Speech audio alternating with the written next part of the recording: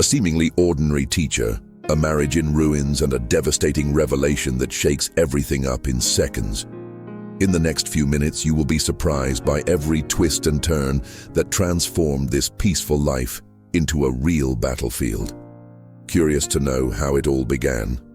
Before we dive into this breathtaking journey, leave your like, subscribe to the channel, and tell us in the comments where you are listening to our story from. And prepare to be moved. Your incompetent doesn't even have a car in her name.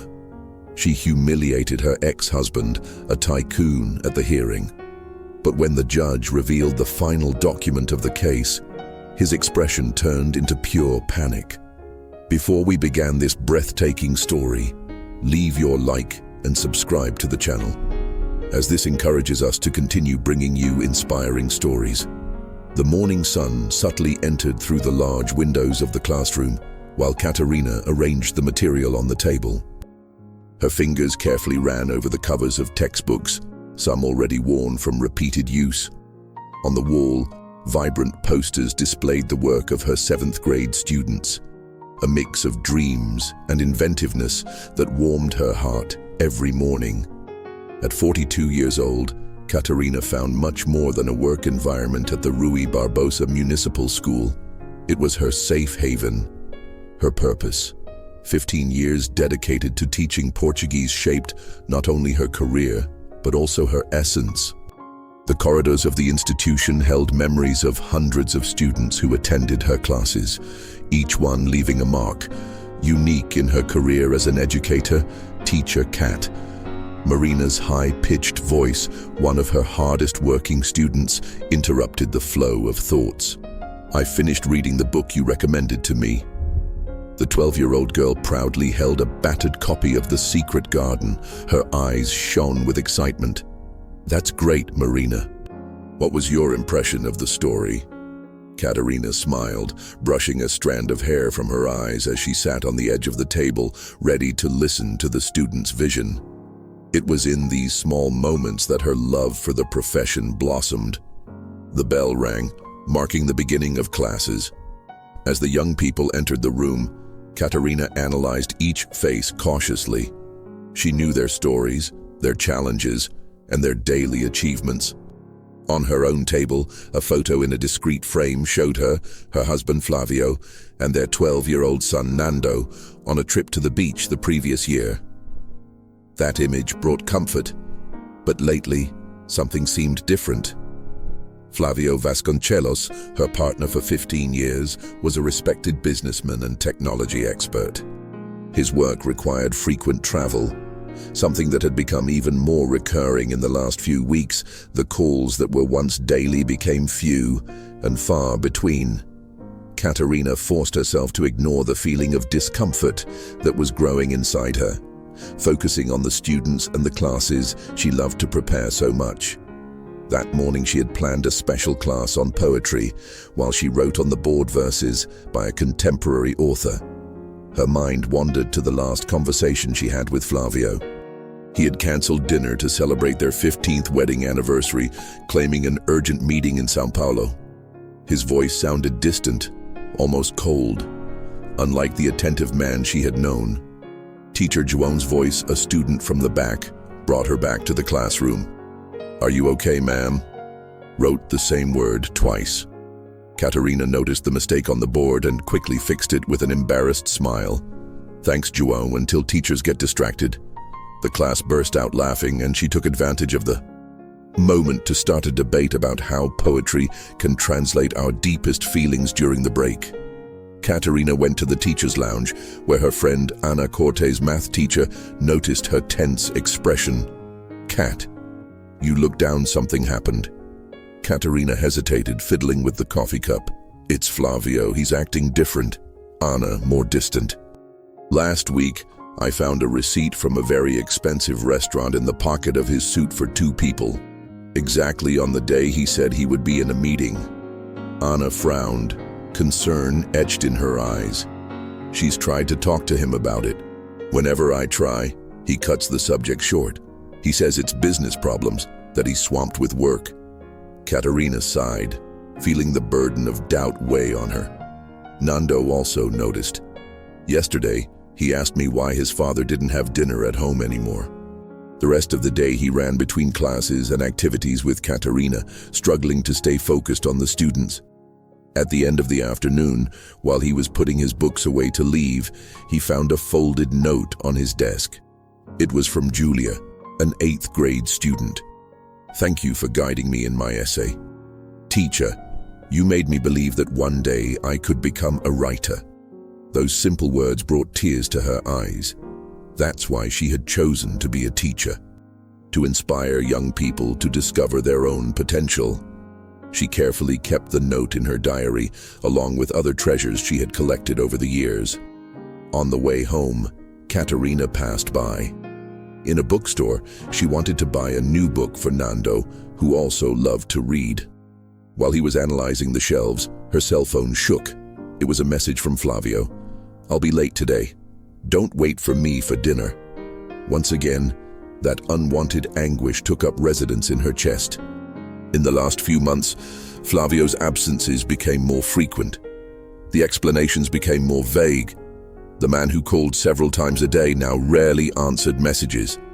At home, Katerina found Nando focused on the computer, doing a science project. He was her greatest pride. A sensitive and intelligent boy who mixed his mother's curiosity for reading with his father's passion for technology. "Mom, look what I discovered about stem cells," he said. His eyes lit up with excitement as he showed her his research. After dinner, while Nando was doing his homework, Katerina sat on the balcony with a cup of tea, watching the night spread across the city. 15 years of union, a life built on complicity, and a wonderful son. Everything seemed perfect until a few weeks ago, but now it was as if she were on a boat without a course, pretending not to see the dark clouds that were approaching. The phone, it rang, displaying Flavio's photo on the screen. For a moment, she thought about not answering, but her heart started racing when she saw his name. "Hi." "Hi, love." She tried to keep a firm tone. "Katerina, I'm sorry I can't have dinner with you today. Things are difficult at work." His voice sounded distant, as if he were on another planet in the background. She caught murmurs and a discreet musical tone. "Flavio, you are in a restaurant?" "Yes, I am in a business meeting now. I can't talk. We'll talk tomorrow." The line went dead before she could argue. Katerina stood still, holding her cell phone, while a stubborn tear ran down her face. Tomorrow, always tomorrow. But her heart sensed that something had changed forever, and that her life was about to take an unimaginable turn. It was Saturday morning when her universe fell apart. The sun illuminated the kitchen while she prepared coffee, trying her best to maintain the normality of her routine. Nando was still sleeping happy because it was the weekend, and Flavio had left early for another supposed special meeting. Sitting at the table, analyzing the 8th grade essays, Katerina tried to push away the disturbing thoughts, until she reached for her cell phone, vibrating on the table, a message from a strange number. Under normal conditions, she would ignore, but something made her open it. "You need to know what your husband is doing."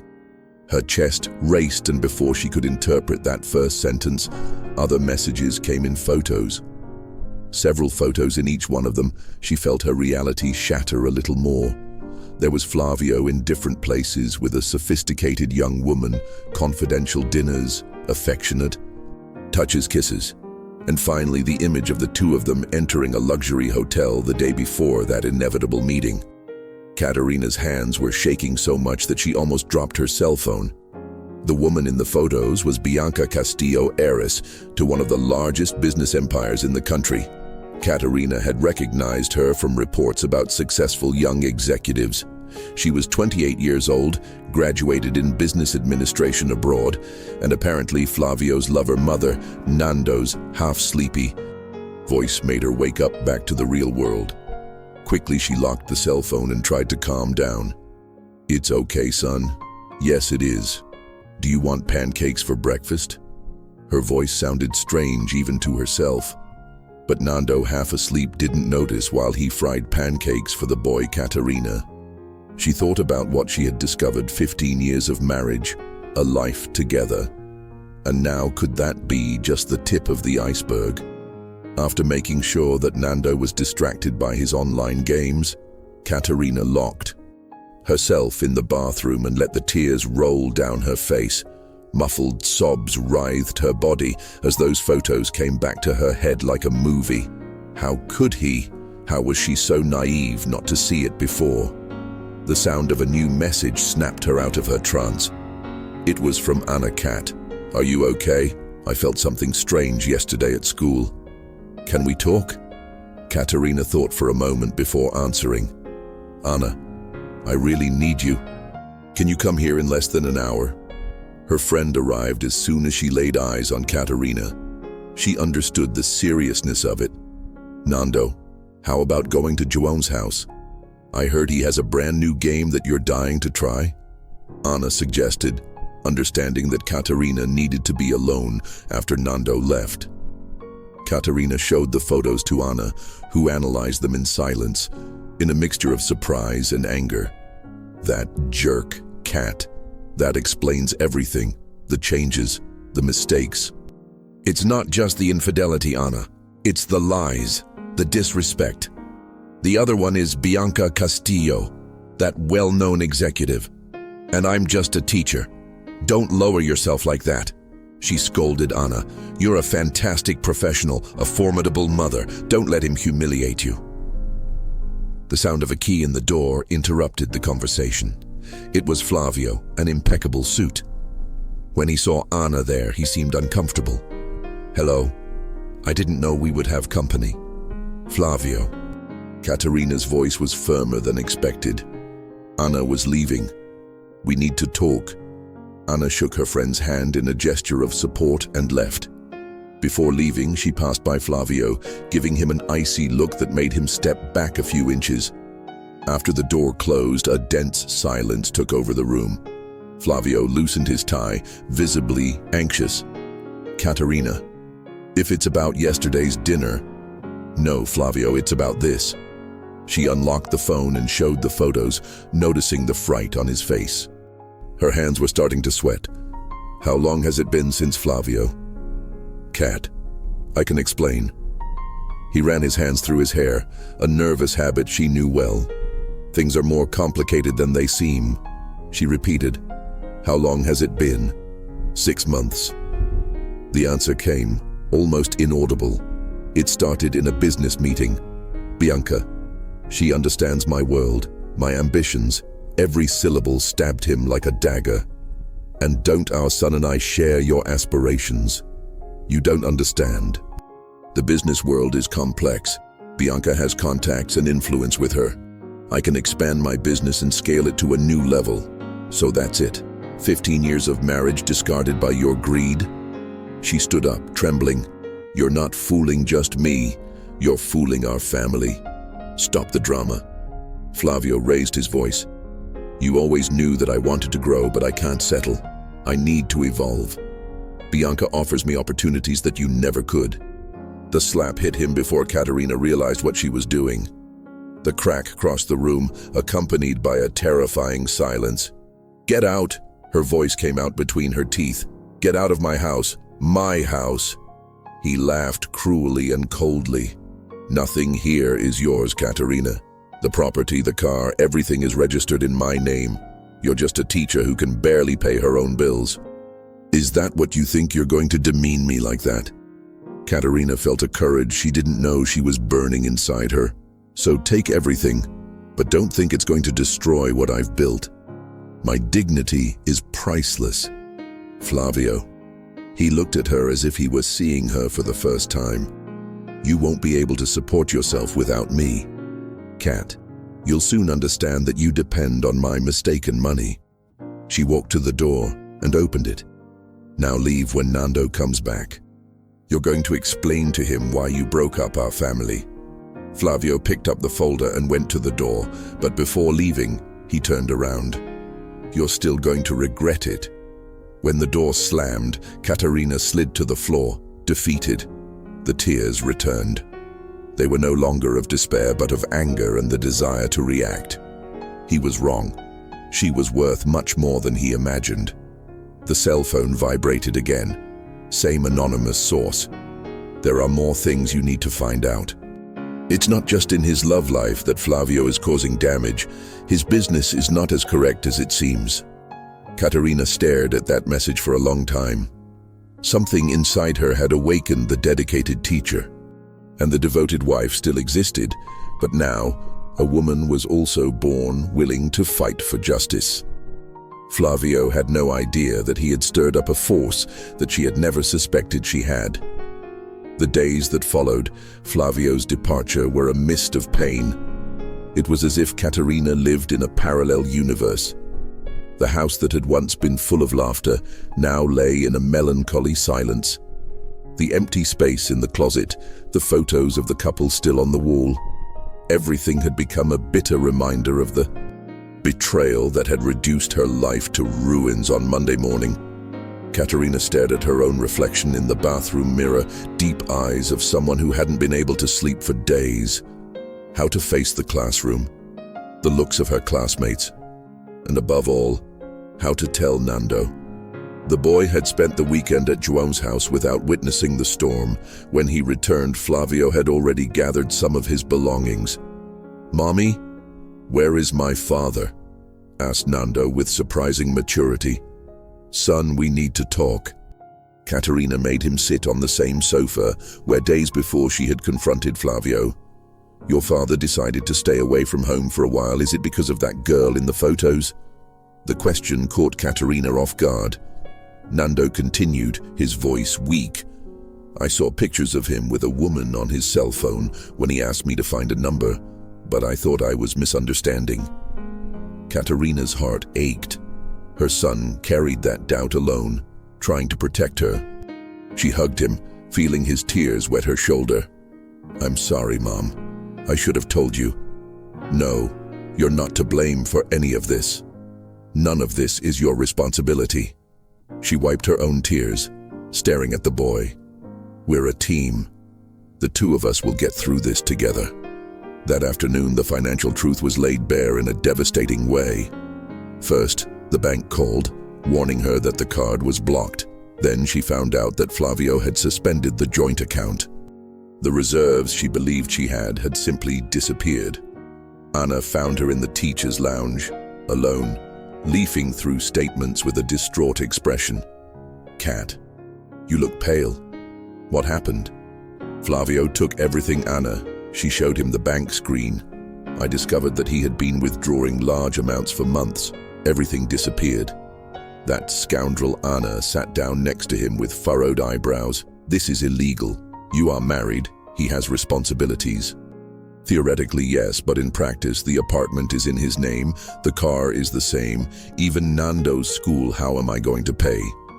At that moment, Caterina's cell phone vibrated. A message from the anonymous number again.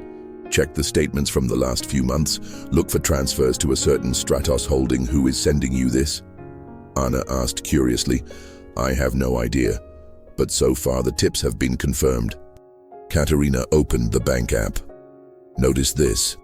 Monthly transfers of very high amounts to this Stratos Holding. What could Flavio be up to?" "Wait, let me see," replied Anna, who had worked briefly in the financial market before teaching. "There is something very suspicious about these transactions." The bell rang and Caterina had to return to class, but her mind was far away. While she was talking about coordinated sentences, all she could think about were the bills and debts piling up. At night, after Nando fell asleep, the teacher came across a pile of bills spread out on the kitchen table. The rent was due in 7 days, the school fees in 15 days. The credit card was due in the same period. Her salary wouldn't cover half the costs. The doorbell rang, almost 10 at night. Through the peephole, did you see a man in a suit with a briefcase in his hands? "Mrs. Caterina Vasconcelos?" "It's me." She opened it carefully. "I'm a court officer. I have a notice for you." He held out an envelope. "Your husband has filed for divorce and is asking for joint custody of their son." Caterina felt as if the floor beneath her had disappeared when she opened the envelope.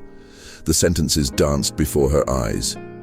Allegation of emotional instability, financial inability to maintain the child's standard, request for reinstatement of possession of the property. Mother.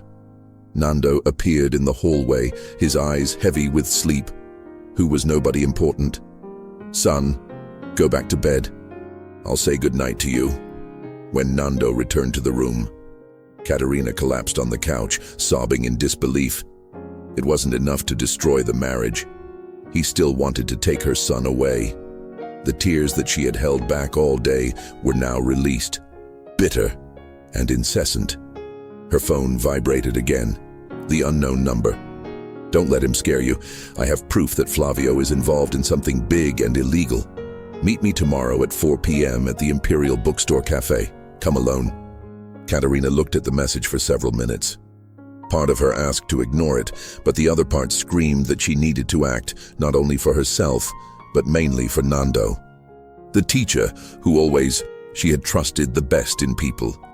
She was about to dive into a completely strange universe the next day, dropping her son off at school. Katerina noticed that he had put a piece of paper at the bottom of her bag. It was a simple drawing, the two of them holding hands with the phrase written in childish letters, "We are a duo, mother. I love you." That gesture was a balm. Flavio could have money and knowledge, but she had the unconditional affection of her son and the determination to fight against all barriers. Teacher Marina's voice, her dedicated student, brought her back to reality. "Are you okay?" Katerina looked at the girl and remembered the many times she had spoken about courage through texts and poems. It was time to put this teaching into practice. "Yes, I am Marina. Sometimes when we face storms, we discover strengths we never imagined." The words came out as a lesson that she herself needed.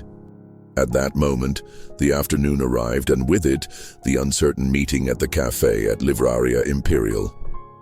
Katerina sat at a table in the corner to watch the entrance without being noticed. Her heart was tight, divided between distress and anxiety for the unknown.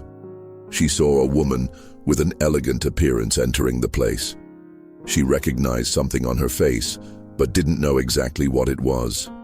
The woman went straight to her, her heels clicking on the floor. "Professor Katerina?" The woman smiled and extended her hand. "I am Leticia Campos, former financial director of Empresas Vasconcelos." Katerina felt a shiver from the top of her head to her feet. She was the one sending the messages. "Why would you help me?" Leticia sat down, her expression becoming serious. "Because I know what Flavio is capable of. He's not just destroying your marriage, he's ruining lives with financial scams right now." Anna arrived by surprise. "I couldn't let you come alone. Sorry for intruding." She introduced herself and sat down next to Leticia.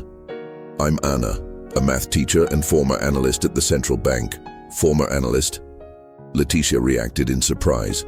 "Yes, you worked on the investigation of the Atlas case in 2019. Anna nodded her head. Now everything is starting to fall into place. Katerina looked from one to the other, confused. "Can someone enlighten me?" Leticia opened the folder full of documents. "Flavio is not simply a successful businessman. He set up a complex scheme to launder money through Stratos Holding and other shell companies. Your capital probably fueled this system. But why did you turn against it now?" Katerina asked, examining the spreadsheets. "Because Flavio is negotiating something even more dangerous." Leticia continued to lower her voice, "The sale of confidential technology to groups abroad. This material could compromise the security of many people." Anna leafed through other papers attentively. "This explains the serial transfers verified in Flavio's account. Everything follows a suspicious pattern, but how can we get evidence?" Katerina replied, suddenly feeling overwhelmed. "I don't even have access to my accounts anymore." Leticia shook her head. "That's where Anna comes in. You were an analyst at the central bank. You can exploit your contacts and tracking skills." Anna smiled slightly. She was tired of seeing powerful people get away with it. Now we have a real chance to dismantle this scheme. While Leticia and Anna discussed strategies, Katerina received a text message on her cell phone. It was Nando, who needed help at home with a science assignment. She looked at the two of them. "Sorry, but I have to go. We'll talk again tonight." Leticia stopped her before she could get up. "Listen to me. Flavio, you can't suspect anything. Let's move with caution." As she left that cafe, Caterina felt the gravity of what was to come. It wasn't just a matter of marital betrayal or her lost savings. Something much bigger was at stake at home. Nando welcomed her excitedly. "Mom, look at that computer program. I learned to write in class." He explained about codes and algorithms with genuine pride. Caterina watched him, ecstatic, and at the same time a spark of an idea appeared. Maybe that talent could be decisive in the battle that was forming. The woman who had always dedicated herself to teaching was about to discover that sometimes you have to learn quickly to face giants after Nando fell asleep. Caterina reviewed all the documents that Leticia had provided, putting together a connection diagram as Anna had instructed. She found herself surrounded by numbers, financial terms, and suspicions of criminal activity. The Portuguese teacher, who believed in the power of words, now faced the power of illegal transactions that spread like tentacles in a dark network. The clock was already past midnight when she finally went to bed, but her sleep was restless. There was much at stake. Caterina's routine at school. The next day was interrupted when she received a call from Vitor Castillo, Bianca's father, Mrs. Vasconcelos. "I'm interested in your reinforcement program for executives. Are you available?" Caterina froze. It was the father of her ex-husband's lover, scheduling a work meeting. It could be a trap or a possibility. "Mr. Castillo, it would be a pleasure. We can schedule a meeting to discuss details. Great, how about tomorrow in my office?" He gave the address and ended the call suddenly. Caterina's throat went dry. He picked up the cell phone and informed Anna and Leticia, who advised her. "It's dangerous, but it could be our best chance to penetrate the Castillo group's internal information. Take the opportunity to observe everything, but be extremely careful that night." Nando prepared something special for his mother. A small website of courses, as he called it, because he learned this in technology classes.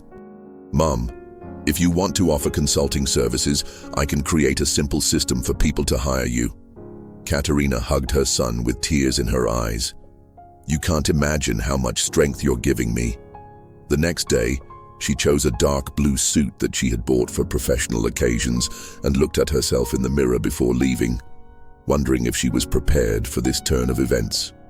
The dedicated mother, who only worried about classes and grading tests, was now transforming into a woman ready to face powerful corporations and traffickers of confidential information. The Castillo Corporation building stood majestically in the city's financial center. Mirrored windows reflected the sky imposingly.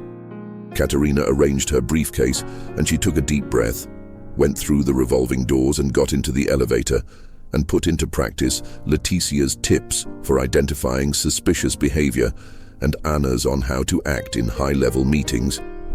The receptionist on the 30th floor led her down a sumptuous corridor to a large meeting room with a panoramic view of the city. Vitor Castillo was already there with Bianca by her side. Flavio, her husband who had become a stranger, also appeared. His gaze changed from confidence to fear when he saw her. Vitor led the discussion with the authority of someone who holds absolute power. Bianca seemed uncomfortable. She was constantly fiddling with her cell phone, and Flavio limited himself to showing spreadsheets from the Stratos project. Caterina paid attention to the words and also to every detail. Files on the table, pen drives, and a digital board displaying apparently secret codes. At the end of the day at home, she met with Nando and extracted several notes that she had made in secret during the meeting. In less than an hour, Anna and Leticia showed up to analyze the findings, and Nando helped by accessing the drafts of the Stratos program on the computer. "Mom, come see this on Dad's PC," Nando whispered Caterina. She always thought that Flavio had taken everything, but when he left the computer behind, he had forgotten to hide files. Well, Nando knew how to bypass passwords, and in a few minutes, he discovered documents that seriously compromised Flavio and Vitor Castillo. "This is more extensive than we imagined," Leticia murmured, looking at the spreadsheets. Flavio is not only laundering money, he is also selling strategic government systems. Anna leaned over another file and exclaimed in horror, "That's not all. Look at the date of these contracts with Castillo Corporation. Vitor is not just an investor, he is the one arranging the sale." "And Bianca?" whispered Katerina, remembering the discomfort in seeing her. "Of course she participates, but the extent is unknown," Leticia added. "But there is something even worse. Look at these emails." Nando clicked on a folder marked as confidential. Records appeared of a certain Alessandra Rios, an investigator who had denounced a giant fraud scheme and disappeared 5 years before her body was never found. "And you think they silenced her?" Katerina's question came out in a whisper. Leticia shook her head with a dismayed expression. "Everything leads us to believe so, but we need to find out if this is on Vitor and Flavio's radar." At that moment, the lights in the room flickered. Nando's eyes widened. "Mom, there's someone trying to remotely invade the computer. It's Flavio trying to access your files quickly." Leticia pulled out an external HD. "Let's copy everything and clear the tracks." Then the next day, Katerina discovered that Flavio had already started another maneuver. He filed a preliminary injunction in family court, claiming that she was mentally unbalanced and that she was putting the minor at risk at the same time. In the financial field, Vitor and Flavio were acting to advance the closing of the sale of the secret systems. "If we don't hurry, they'll conclude the negotiation and disappear with the evidence," Leticia warned the lawyer. Carolina Salis, who Anna had known since her time at the central bank, joined the case immediately. "We need a solid defense at the hearing that will be tomorrow. Flavio will use everything against you, Kat. In parallel, we need a formal complaint of the scheme to the federal court." That night, Katerina's house became a base of operations. Everyone was committed to the mission of exposing the truth. Nando managed to encrypt and save every relevant fragment of the computers. Leticia and Anna laid out the documents in a devastating dossier. Carolina was already drafting emergency petitions to block the scheme and protect Katerina and her son. "If Flavio finds out that we're dealing with all this, he'll try something desperate," Leticia said. "Of course," Anna agreed. "We'll get ahead of him." When the big day dawned, Katerina woke up with swollen eyes but firm. Nando hugged her confidently before she left. "You're not alone. We're a team, and together we can achieve anything." The courthouse was solemn. The hearing was busy in a simple room, but to Katerina it seemed like a gigantic stage. Flavio, on the other side with his lawyers, wore a mask of superiority. His face was arrogant, reminding her that he had never been challenged before. Anna and Leticia waited in the hallway. Carolina confirmed that the judge in charge had a reputation for being strict. When they entered, the judge's voice sounded authoritative, calling the parties together. Flavio stepped forward through his lawyer, trying to paint Katerina as an emotional misfit. Financially incapable, but Carolina was ready to react. "Your Honor, we have evidence of fraud in the evidence presented by them." The judge checked the photo manipulation report and raised her tone. "Attempted procedural fraud is something serious, Mr. Vasconcelos." This was just the beginning. Soon after, Leticia and Anna began to expose selected documents showing that Flavio was not in fact interested in Nando's well-being, but rather in silencing Katerina so as not to lose control of a gigantic shady scheme. "Look at this," Katerina murmured to the judge, taking more papers out of her bag about the suspicious bank transactions. Flavio was already showing signs of nervousness, and his lawyer was sweating at the end of the argument. Flavio tried to counterattack, but was abruptly interrupted by the door opening. Bianca Castillo came in breathless, accompanied by 2 security guards. "I need to speak now, Judge, with all due respect." "But this is essential." The judge banged the gavel to ask for silence.